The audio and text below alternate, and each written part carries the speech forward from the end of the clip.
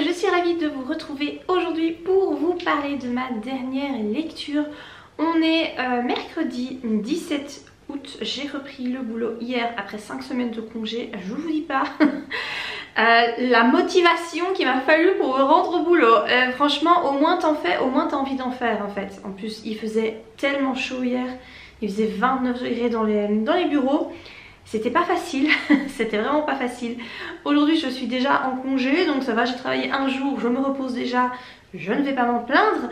J'en profite donc pour vous parler du dernier livre que j'ai terminé. Et donc j'ai terminé un Liane Moriarty, c'est mon tout premier, et donc il s'agit du livre Le secret du mari.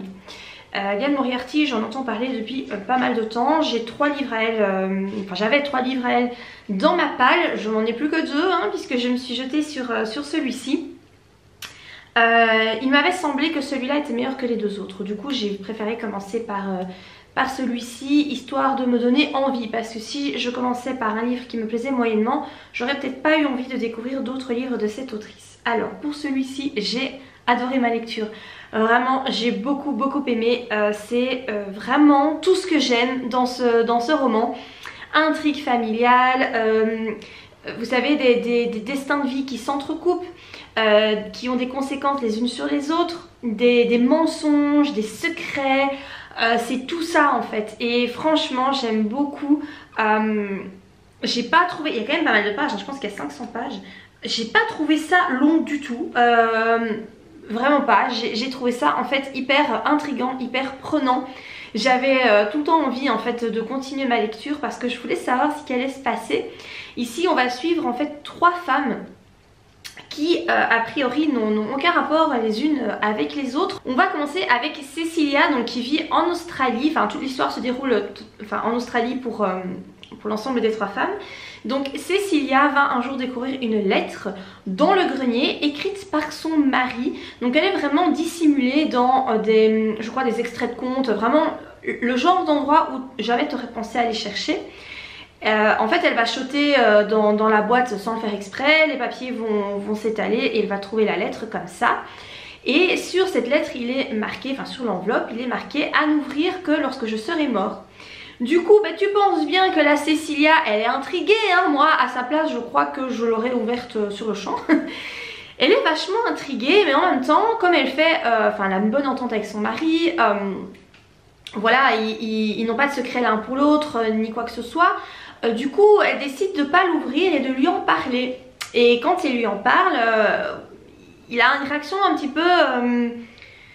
peu bizarre. Enfin disons qu'il lui dit oh oui non mais j'ai écrit ça après la naissance de notre première fille. Voilà, c'est vraiment, j'étais sous le coup de l'émotion, c'est très humiliant, s'il te plaît ne le lis pas, etc. Mais elle sent bien que son mari ment. Et donc voilà, ça c'est l'histoire de Cecilia. Vous vous doutez bien que le titre Le secret du mari va concerner donc le mari de Cecilia. On va suivre également Rachel qui vit en fait dans le même petit village que Cecilia. Elles se connaissent de loin, on va dire, voilà, tu sais, genre la voisine que tu croises de temps en temps mais que t'as pas vraiment de lien avec elle. Rachel a vécu un drame il y a des années, je sais pas combien de temps, une vingtaine d'années. Sa fille a été assassinée, donc sa fille qui avait 17 ans a été assassinée et on n'a jamais retrouvé le meurtrier de sa fille. Et ça la ronge, voilà, depuis tout ce temps, elle a jamais réussi vraiment à remonter la pente et elle soupçonne très fort quelqu'un d'être le meurtrier. Mais malgré qu'elle a été auditionnée, etc., on n'a jamais pu l'inquiéter. Et voilà, je vous dis pas qui elle soupçonne ni rien, il faut quand même garder un petit peu de mystère. Et puis on a une autre épouse, Tess, je crois que c'est ça son nom, c'est Tess. Je l'ai lu il y a quand même 1 semaine et demie, donc du coup les prénoms sont plus trop frais dans ma tête. Je crois que c'est Tess qui vit avec son mari, ils ont un fils. Eux ne vivent pas dans le même petit village que Cecilia et Rachel, mais la maman de Tess vit elle là-bas. Donc elle provient si vous voulez de ce petit village là, mais elle est partie s'installer voilà, beaucoup plus loin. Et son monde va s'effondrer quand son mari lui annonce que en fait il est amoureux de sa cousine. donc de la cousine de Tess, hein, et la cousine de Tess, Felicity, annonce qu'elle aussi était amoureuse du mari donc de Tess, et que voilà, il annonce ça comme ça en fait, et elle donc du coup elle tombe des nues, elle pète un câble, et elle prend son gamin et elle retourne chez sa mère, donc qui habite dans le village de Cecilia et de Rachel. Et donc ces trois femmes vont se croiser, et donc il va y avoir voilà, des liens bien particuliers qui vont se créer entre elles. Et c'est tout ça en fait, c'est vraiment tous des secrets, tout le monde a énormément de secrets, et bien évidemment ils vont être révélés. C'est vraiment très très chouette, c'est super bien écrit, c'est bien amené. Moi vraiment j'ai passé un excellent moment avec ce livre, et ce que j'ai aimé aussi c'est que malgré tout il y a des petites leçons de vie, et en tout cas matière à réfléchir, en particulier sur le karma. Vraiment, ce que tu fais, je vais pas trop en dire, en fait j'ai trop peur de spoiler trop l'histoire, mais vraiment la fin du roman, vraiment quand tu as tout qui explose en fait, ça te fait tu te poses des questions, et tu te dis enfin ouais, je sais pas, je vais pas plus creuser que ça, mais j'ai trouvé ça hyper intéressant, j'ai trouvé ça super chouette, vraiment j'ai trop aimé. Et du coup j'ai très envie de lire les deux Liane Moriarty que j'ai encore dans ma palle, même si apparemment ils sont moins bien. Moi ce que j'ai vu dans ces commentaires là, c'est qu'il n'a pas une note en fait si exceptionnelle que ça, parce qu'il y a beaucoup de gens qui trouvent qu'il y a des longueurs, mais en fait moi les longueurs je les ai bien aimées. J'ai pas trouvé ça long. Ben oui c'est vrai, c'est long parce que si tu veux vraiment en fait c'est un peu la Desperate Housewives je trouve. Tu suis ces trois femmes mais dans tous les aspects de leur vie, donc parfois tu te dis mais à quoi ça sert de connaître ces détails là, mais en fait moi j'aime bien, ça me dérange pas, je trouve ça très chouette, et ouais, franchement j'adore, vraiment j'ai adoré ce roman, et j'ai trop envie de lire les deux prochains que j'ai dans ma palle. Je me demande si je vais pas du coup quand j'ai terminé ma lecture là, actuelle, me sortir un prochain Liane Moriarty, parce que j'ai tellement aimé que voilà, j'ai envie de poursuivre l'aventure avec cette autrice. Si vous connaissez donc Liane Moriarty, n'hésitez pas à me dire quel est votre roman préféré de cette autrice. Est-ce que vous avez aimé ce livre-ci, ou est-ce que vous trouvez qu'il y en a un qui est encore meilleur que celui-là? N'hésitez pas à me dire ça, parce que voilà, j'ai vraiment envie du coup de découvrir l'entièreté de ces romans. Je sais pas combien il en a écrit en tout. Celui-là je l'ai acheté sur une brocante, hein, donc je pense qu'il n'est pas 2013. Ouais, donc celui-là en fait il date vachement, mais j'ai même pas eu de sensation de vétusté ou quoi que ce soit, c'est nickel comme roman. Pour le moment je suis en train de lire un Cédric Cyr, c'est mon premier Cédric Cyr, donc c'est un thriller. J'en ai énormément entendu parler de cet auteur, hein, Cédric Cyr. Apparemment, je me disais qu'il faisait des romans vraiment de dingue, parce que je crois que c'est Steph de Piketty qui en a parlé, et comment elle s'appelle, Laura. Je crois que c'est Laura de la chaîne Les Mots des Autres. Je pense que c'est la chaîne Les Mots des Autres. C'est surtout par rapport à elle que j'en ai entendu parler. Elle a lu Vindicta de Cédric Cyr. Je comptais lire Vindicta, mais en fait j'ai acheté celui-là parce que je suis tombée dessus en allant faire des courses. Donc il y a dans un magasin Trafic, donc ce sont des magasins, je pense pas que vous en avez en France, mais en Belgique on en a tout plein, des magasins Trafic. Ce sont des magasins où tu trouves un peu de tout, des vêtements, des jouets pour les enfants, t'as un gros rayon avec des bouquins pour enfants, pour adultes, pour tout le monde, t'as des petits bijoux, t'as de la décoration, de la vaisselle, t'as vraiment plein de choses dans ces magasins là, et j'y allais pour faire les courses de rentrée pour les enfants, donc leur acheter le matériel scolaire dont ils écrit sur la liste, hein, de la maîtresse. Et évidemment je suis passée par le rayon livres et je suis tombée sur un Cédric Cyr, 8,20 € en format poche. Je me suis dit au lieu de commander sur Amazon comme tu le fais habituellement, puisque tu en as un devant toi, prends-le. C'est pas Vindicta, mais je me suis dit que c'était pas très grave. C'est son dernier roman je pense. En tout cas il est sorti en poche cette année-ci, hein, 2022, donc vraiment il est tout récent.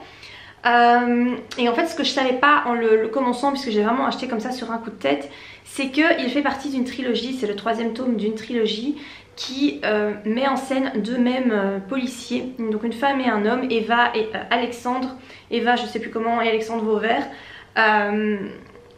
voilà, il y a déjà 2 autres romans en fait avant où on découvre la relation entre ces deux-là, on les découvre et voilà, ils finissent par se mettre ensemble. Et moi je suis déjà là parce que Eva concrètement dans celui-ci elle est enceinte. Donc en fait en commençant le livre il y a une petite note de l'auteur qui explique ça, que donc c'est le 3e tome de la trilogie avec ces 2 inspecteurs, mais que même si on n'a pas lu les 2 précédents c'était pas grave, on pouvait lire celui-là quand même, que ça posait pas de problème. Donc je me suis dit bon bah tant pis, je vais le lire quoi. Je vous avoue que j'aurais peut-être dû commencer en fait par le premier parce que il fait quand même référence à certaines choses qui se sont passées dans les 2 tomes précédents que moi je connais pas, et en fait du coup il spoil ce qui se passe dans les 2 tomes précédents. Genre dans le tome 2 je sais comment le tome 2 finit si tu veux, et en fait j'ai trouvé ça dommage parce que du coup si je me décide à lire le 1 et le 2, en fait je sais déjà comment finit le 2, donc en fait le suspense il est vachement amoindri quoi. Mais bon, je vais pas stopper ma lecture, il me reste 150 pages donc je vais aller au bout. Je vous avoue que j'aime pas trop. Je suis vraiment embêtée de pas aimer. Rien à voir avec l'auteur, rien à voir avec la qualité du scénario. Je pense que c'est très bon, je pense que c'est bien écrit, c'est super rythmé. Cédric Cyr fait vraiment des petits chapitres, vous avez genre 4-5 pages par chapitre. Du coup c'est hyper rythmé et ça se lit hyper vite. Il y a quand même 700 pages quoi, mais en fait ça passe très vite. Mais j'aime pas l'histoire. Je pensais retrouver en fait du Franck Tillier, quelque chose qui ressemblait à du Franck Tillier, mais en fait absolument pas, c'est pas du tout la même chose. Ouais c'est un thriller mais ça s'arrête là pour la comparaison. Et en plus ici, ce que je trouve hyper étonnant c'est que c'est un thriller mais il y a du fantastique dedans. Et en fait quand je suis arrivée au passage où il y a du fantastique, j'ai pas compris, je me suis dit mais qu'est-ce que ça vient foutre là en fait. Puis j'ai essayé de faire un peu des recherches parce que c'est vrai que je m'étais pas trop documentée sur Cédric Cyr avant. Et apparemment, il aime bien inclure un peu de fantastique dans ses thrillers. Je vous avoue que le mélange de ces 2 genres, je suis pas hyper réceptive. Voilà, j'aime pas trop, mais c'est vraiment personnel quoi, hein, parce que je pense que le roman est très bon en soi. Hein. Je crois que c'est bien écrit, je vous dis, c'est plausible, tout ça. Mais le fantastique me gêne, et ce qui m'embête aussi, que j'aime pas trop, c'est que c'est une course-poursuite en fait. Si tu veux, du début à la fin, c'est une traque. Donc il y a un tueur en série qui a pris Eva, donc l'inspectrice en chasse. Il en a fait une obsession et donc son but c'est de la tuer. Donc c'est vraiment une course-poursuite. Eva qui essaye de fuir cet individu et lui qui essaye de la rattraper. Donc en fait c'est ça. Là je vous dis, il reste 150 pages sur les 700. On est toujours au même point. Bon, les taux se resserrent, hein, forcément, à un moment donné, tu te doutes bien. Et il y a d'autres petites choses aussi à côté, mais en gros, c'est ça. Et en fait, c'est très... tu n'as pas de temps de répit, parce que comme c'est une traque, c'est vraiment très... Enfin, ils sont tout le temps... ouais, c'est vraiment une course-poursuite qui s'arrête pas. Ça s'arrête pas, ils se posent pas 5 minutes, en fait. Et du coup, c'est hyper fatigant. C'est fatigant, voilà, je vous dis ça fait quand même un certain temps, je crois que ça fait 10 jours que je suis dessus, j'ai toujours pas fini. J'ai pas envie forcément d'y retourner en fait à chaque fois, j'ai pas très envie parce que c'est trop pour moi, c'est trop, j'ai besoin de temps de pause et il n'y en a pas dans ce roman. Donc du coup ça me plaît pas juste parce que c'est moi et que je suis pas réceptive. J'aime pas trop, là je me dis je vais quand même le finir parce que ouais, c'est un thriller quoi, t'as quand même envie de savoir comment ça va se terminer. Mais c'est vrai que c'est pas, je suis pas trop fan, je sais pas si je vais lire le tome 1 et le tome 2 du coup, parce que vu que j'aime pas trop celui-là, je sais pas.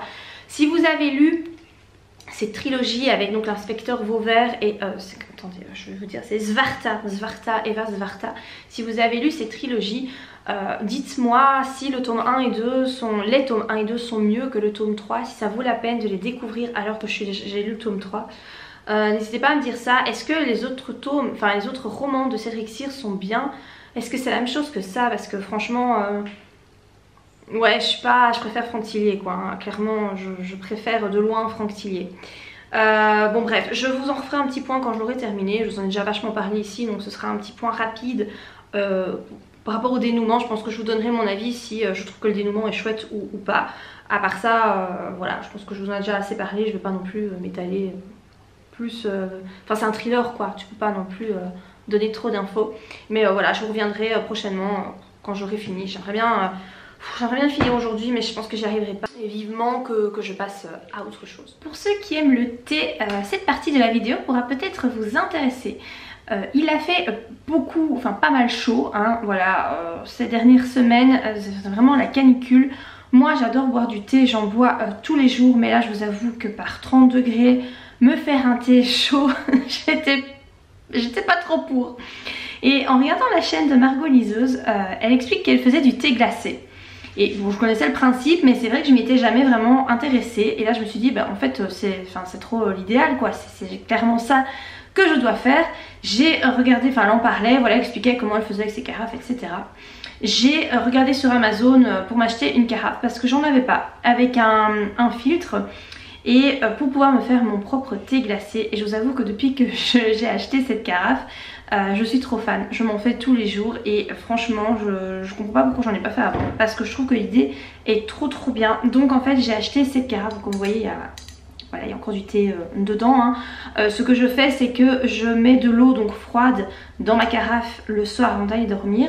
Je fais infuser du thé toute la nuit et le lendemain ça fait un super thé glacé qui n'est pas du tout amer. Donc en fait quand vous faites infuser du thé dans de l'eau froide, le thé, l'amertume du thé ne ressort pas. Voilà, c'est un bon truc à savoir. Margot l'explique, donc du coup j'ai repris son astuce. Et donc si vous voulez c'est une carafe, donc elle fait 1 litre et donc vous avez le couvercle, hein. Et puis vous avez en fait un système comme ça, donc vous pouvez faire infuser si vous voulez des fruits. Donc à la base c'est fait pour faire infuser des citrons, enfin voilà, tout ce que vous voulez, pour faire de l'eau fruitée. Moi ce que je fais c'est que je fais ça et en fait par dessus je rajoute mon filtre. Je le mets comme ça avec le thé dedans et je remets pas le couvercle, mais bon voilà, je le mets au frigo pour la nuit de cette façon là. Ça fonctionne très bien. Cette carafe est en verre.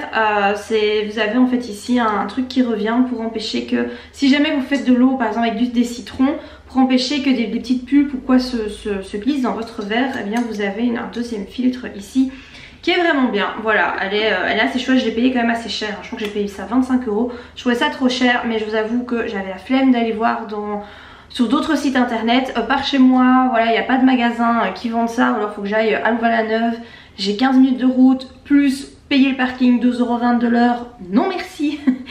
Au final ça m'aurait coûté aussi cher si tu veux. Donc du coup j'ai commandé sur Amazon celle-ci, qui est en verre, qui est très bien, elle me convient totalement.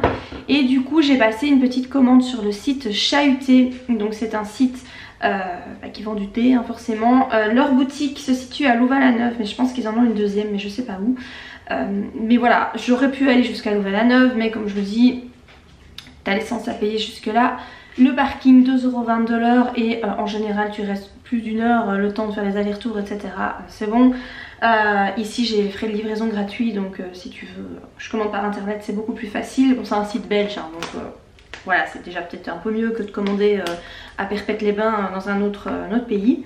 Et donc j'ai pris vraiment plusieurs goûts. J'ai pris entre autres une fruisane, donc c'est la première fois que je teste ça, ce qui est, je trouve, idéal pour les infusions de glacé. Donc j'ai pris la fruisane, c'est fraise menthe, c'est trop bon, c'est celle-ci en fait qui est en train d'infuser, voilà, ça vous voyez, ça donne une super belle couleur. J'ai acheté une petite boîte pour mettre ma fruisane dedans. Alors bon, c'est complètement gadget, mais c'est parce que pour avoir les frais de port gratuits, il me manquait, je pense, 4 € et la petite boîte elle était à 4,50 €. Donc du coup je me suis dit voilà, tu sais, les frais de port je pense que c'était 3,90 €. Ça valait plus le coup de prendre la petite boîte. Et du coup je trouve qu'elle est super belle pour mettre l'infusion, c'est vraiment top. Et donc elle est comme ça, vous avez plein de petits morceaux de fruits et tout, ça sent très bon. Et vraiment on sent bien le goût, hein. Vous laissez infuser toute la nuit et on sent très bien le goût. J'ai pris aussi du Sancha citron, donc c'est un thé vert aux notes de citron et mélisse. Voilà, vous pouvez le faire en boisson, en thé chaud ou en thé froid, hein, c'est comme vous voulez. Moi j'ai mis en fait sur le site comme filtre boisson glacée ou un truc comme ça.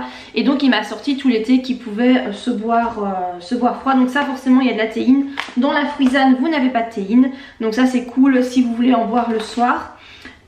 Ici j'ai pris thé noir violette. Donc c'est un thé noir aux notes fleuries de violette. Moi j'adore la violette, j'adore ce goût là en parfum, en nourriture, en glace, en tout ce que vous voulez. La violette je suis trop fan. Et donc j'ai pris celui-là qui est théiné. J'ai pas encore testé ceux-là en infusion glacée. J'ai pris péché mignon, celui-là je l'ai déjà testé.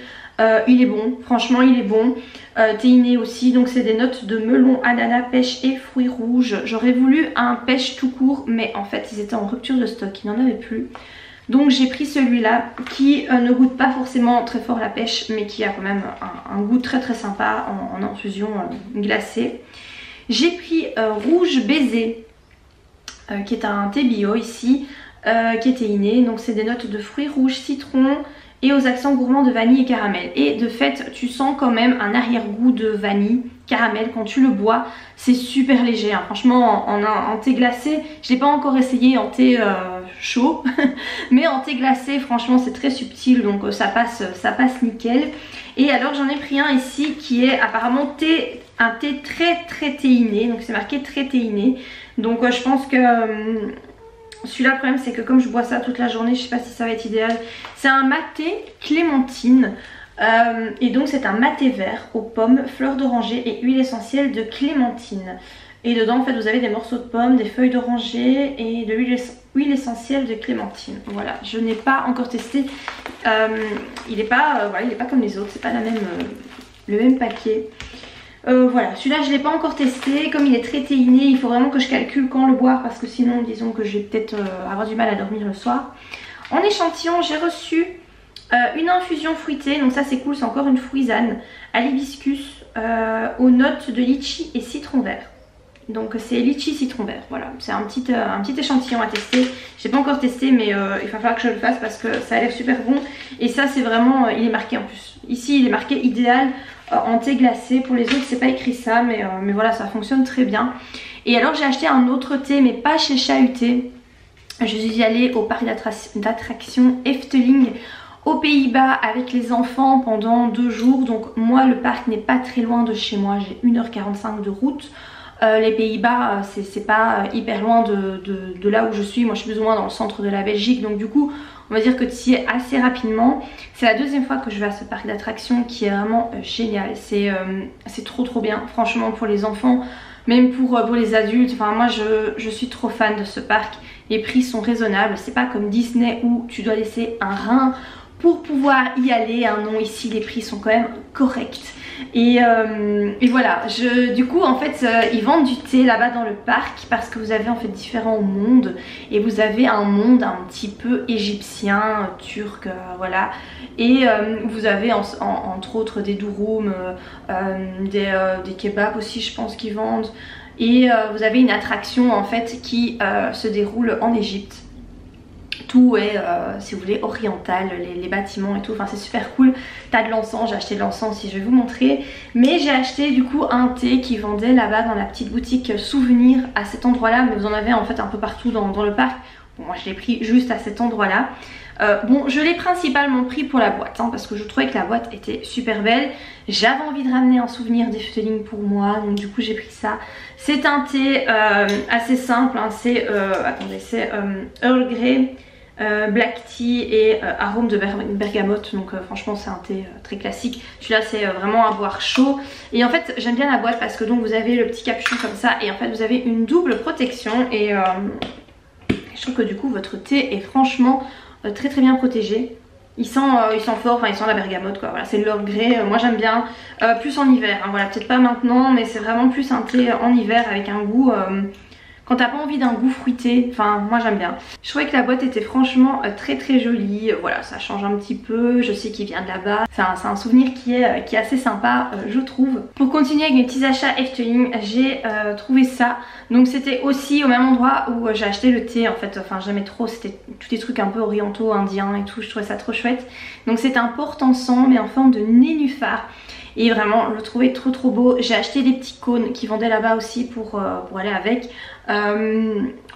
Bon, ça sent bon, mais après je pense que c'est pas non plus le meilleur encens qu'on puisse trouver, hein. Voilà, j'en ai pris parce que je trouvais que ça sentait bon, mais c'est vrai qu'il se consomme très vite et que ça sent pas longtemps dans la maison.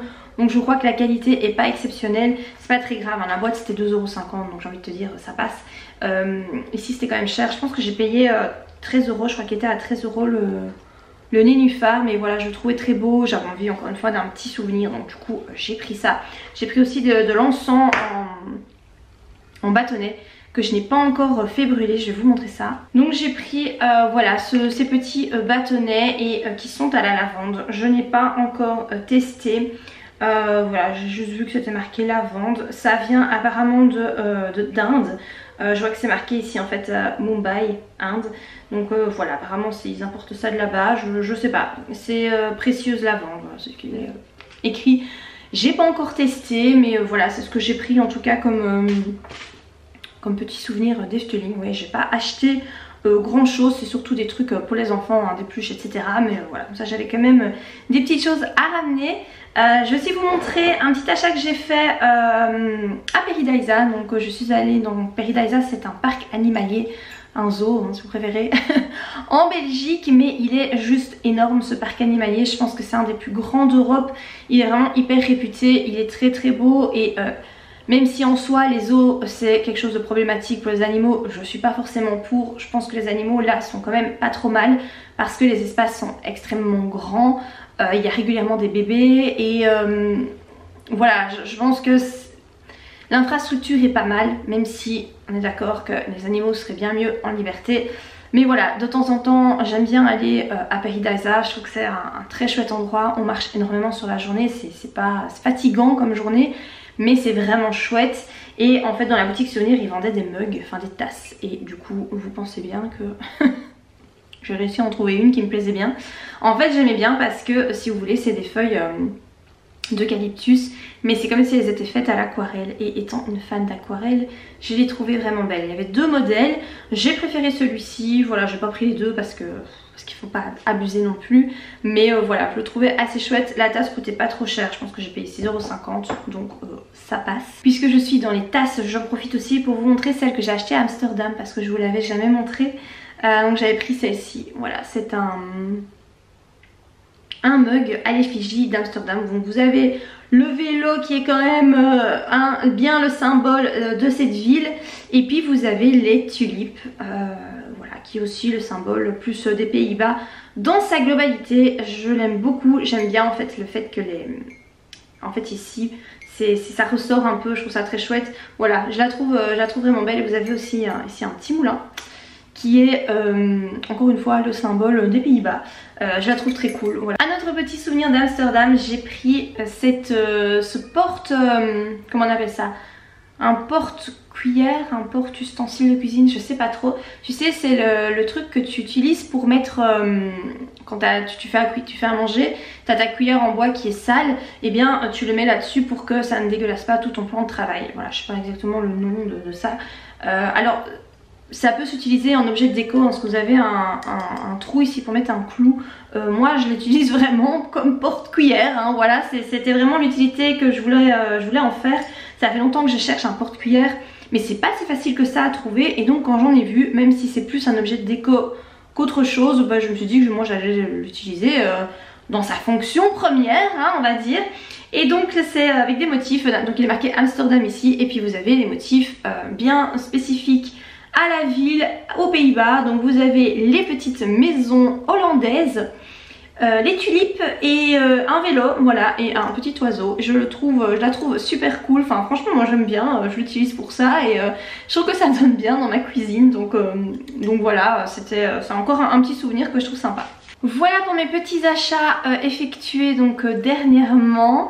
Je pense que je vais pas arrêter ma vidéo ici, je vais attendre d'avoir terminé mon livre de Cédric Cyr pour vous donner la conclusion finale de cette histoire. Donc voilà, je vous retrouve plus tard avec ce point final. Et coucou, je viens clôturer ce petit vlog lecture. On est samedi 20 août et j'ai terminé mon Cédric Cyr, donc La mort en tête. Je l'ai fini en fait dans le rush précédent, je vous disais que je voulais le finir le jour même, et j'ai réussi à le terminer. Je l'ai un petit peu survolé. J'avoue qu'il y a certains passages que j'ai survolés parce que j'en avais marre. Voilà, j'en avais marre. Je voulais savoir comment ça se finissait, mais c'était trop long. C'était trop long et je vous disais que j'appréciais pas tellement ma lecture et en fait ça a continué jusqu'à la fin. J'avais espoir que la fin de ce thriller eh bien, me donnerait un avis un peu plus positif sur ce roman, mais en fait, ça n'a pas été le cas. Alors, je ne veux pas faire de commentaires négatifs sur ce roman parce que je pense qu'il est très bien. Je crois que Cédric Cyr mérite son succès parce que je pense que ses romans sont bien construits. Enfin voilà, pour ceux qui aiment les thrillers, je pense que c'est super cool. Mais moi, ce que j'ai vraiment pas aimé, c'est le mélange avec le fantastique. Si ça avait été un thriller pur, plausible, voilà, sans notion de fantastique avec du psychologique, etc. J'aurais aimé, mais là, la partie fantastique qui, je trouve, prend beaucoup de place sur la fin de l'histoire, moi, j'aime pas. Voilà, j'ai vraiment pas aimé. Et comme je vous dis, en plus, sur la fin de l'histoire, la part fantastique prend énormément de place. Et du coup en fait j'ai trouvé que cette fin était un petit peu facile. J'ai changé l'angle, vous tracassez pas, mais c'est parce que j'ai la lumière qui me pète les yeux, donc du coup j'ai un peu abaissé la caméra. En fait ce qu'il y a, c'est que quand tu inclus comme ça du fantastique dans un thriller, je trouve que en fait c'est très facile de résoudre une enquête parce qu'il suffit de mettre quelques éléments. Enfin en fait tu dois pas t'embarrasser de faits plausibles puisque tu inclus du fantastique, donc tu fais un peu comme t'en as envie. Et j'ai trouvé que c'était un peu facile du coup de faire comme ça. Si je compare avec Franck Tillier, bon c'est peut-être pas une bonne idée de comparer, mais j'ai pas beaucoup de références en thriller puisque je n'en lis que depuis cette année-ci. Franck Tillier, lui, il met pas de fantastique, donc il se casse la tête à essayer de trouver quelque chose de plausible. Et parfois c'est très gros, mais ça reste plausible. Il inclut pas mal de faits psychologiques, etc. Et moi, c'est ça que j'apprécie dans les thrillers, quoi. Des retournements de situation, des découvertes de fous, etc. Ici, tout est basé sur le fantastique. Et enfin voilà, non, je n'ai pas aimé. Il y a aussi à la fin puisque ici on suit un peu une histoire d'amour, hein, puisque c'est les deux flics sont ensemble, sont en couple, puisque Eva Svarta est enceinte. Et en fait à la fin, tu as un moment donné, donc ils vont voir une médium. Et pour certaines raisons, voilà, je vous explique pas trop parce que j'ai pas envie de spoiler l'histoire. Mais ils vont voir une médium qui leur apporte une explication face au phénomène dont Eva est victime. Enfin voilà, il se passe certaines choses fantastiques qui entourent Eva. Et donc elle apporte une explication à ça.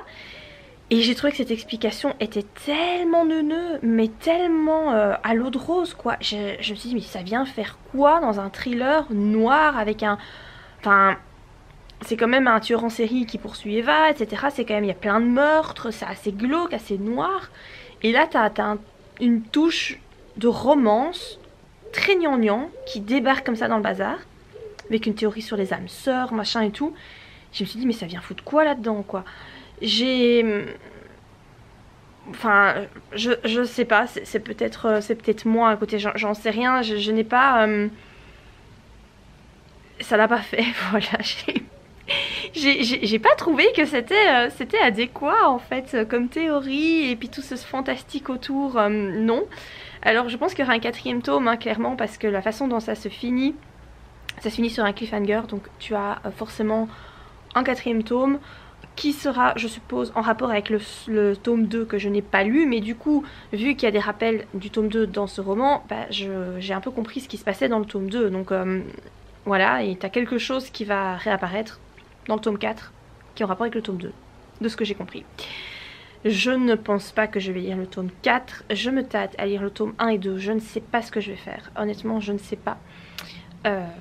Je sais pas si le tome 1 et 2 sont meilleurs que celui-là, parce que moi celui-là, c'est pas que je l'ai pas trouvé bon, je pense qu'il est très bien, mais moi j'ai pas aimé du tout, j'ai vraiment pas aimé.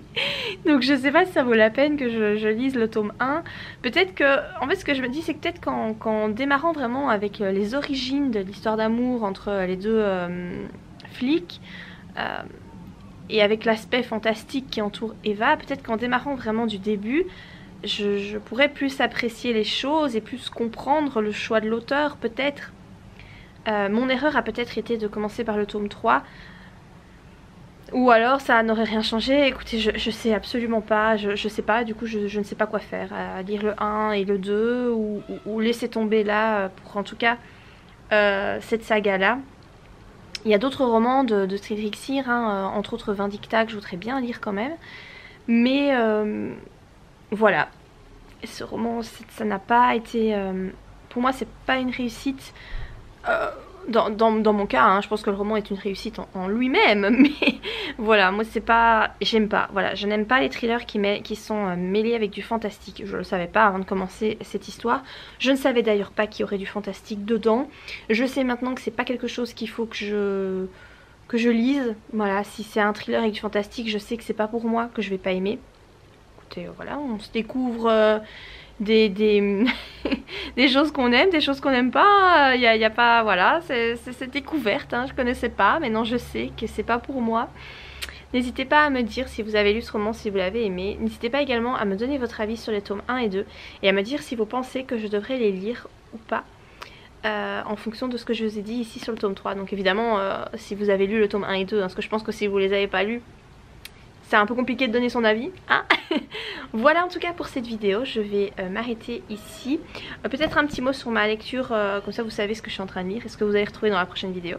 Je me suis lancée dans le roman Le Manoir aux Roses de je ne sais plus qui, mais je vous mets la couverture là. Qui est donc un Lily Charleston. Après ce roman Cédric Cyr qui m'a énormément fatiguée puisque c'est une course-poursuite qui ne s'arrête pas et c'est ça pendant 700 pages, j'étais épuisée vraiment psychiquement, voilà, j'avais envie de quelque chose de léger et de quelque chose de réconfortant. Et moi, un style de roman qui me réconforte pas mal, ce sont les sagas familiales historiques. Et ici, je pense que c'est ce qu'on est, enfin en tout cas historique clairement, on est dans les années 1800, donc historique oui, manoir à Londres. En tout cas en Angleterre, je sais que, enfin là il y a une partie à Londres, en fait on suit plusieurs personnages, donc je suis pas sûre que tout va se dérouler à Londres, mais en tout cas c'est Angleterre, manoir Angleterre, historique, voilà, c'est ce que j'aime en fait, et c'est vraiment le style de roman qui est tellement idéal à lire en automne. Alors on n'est pas du tout en automne, ils annoncent encore des températures de malade la semaine prochaine. J'en ai marre, j'ai envie d'être en automne, je vous jure, je crois que j'ai rarement eu aussi envie d'être en automne, alors qu'on est encore qu'au mois d'août quoi, on est encore, enfin je veux dire l'été est pas encore prêt à être fini, et voilà je n'attends que ça, c'est vraiment être en automne. Du coup je me sors une lecture un peu automnale, mais j'avais vraiment envie de quelque chose qui me fasse du bien, de réconfortant et de calme, en fait quelque chose de calme, qui apaise l'esprit. Clairement ce roman c'est tout à fait ça. Je suis pas loin, j'ai lu 11 ou 12% du roman, donc je l'ai sur le Kindle, hein, donc voilà, en nombre de pages je sais pas vous dire combien ça fait. Mais pour l'instant j'apprécie vraiment ma lecture. Voilà, je vous en reparlerai dans la prochaine vidéo. J'espère que celle-ci vous a plu. N'hésitez pas à liker la vidéo, à la commenter et à vous abonner à ma chaîne si mon contenu vous plaît. Et moi je vous dis à bientôt pour de prochaines vidéos. Bye!